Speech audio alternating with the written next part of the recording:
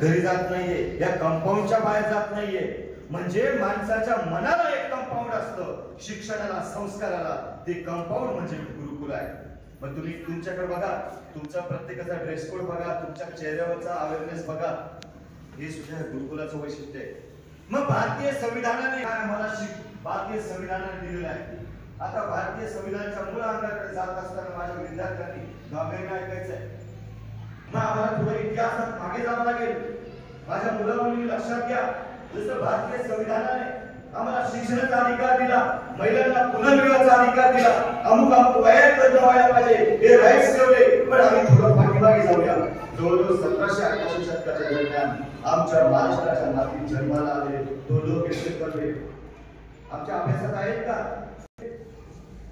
कारण आम्ही शाळेत शिकत असताना इयत्ता 4थी मध्ये जो छत्रपती शिवरायांचा अभ्यासला, पिढून पुढे जो आम्ही अभ्यासला, आता बराचसा अभ्यासक्रमात बदल झालेला आहे. ठीक आहे, तुमच्या अभ्यासक्रमात जरी नसेल पण आमच्या जनरल नॉलेज मध्ये असलं पाहिजे.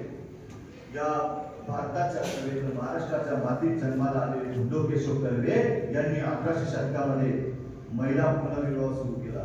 महिला पुनर्विवाह सुरू केला की ज्या काळामध्ये एका तरुण वयामध्ये मुलींचे लग्न व्हायचे आणि जर त्या तरुण वयात त्या मुलीचा पती जर वारला तर तिला जिवंत चितेवर ढकललं जायचं. तिला म्हणायचे सतीची चाल.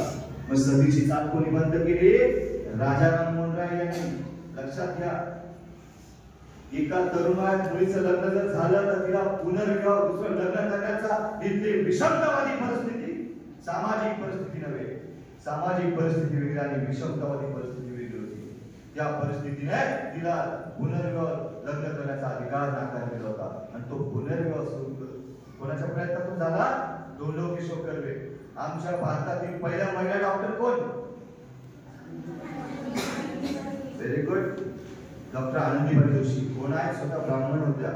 लक्षात घ्या, डॉक्टर आनंदीबाई जोशी ज्या काळात प्राथमिक शिक्षण घेतलं,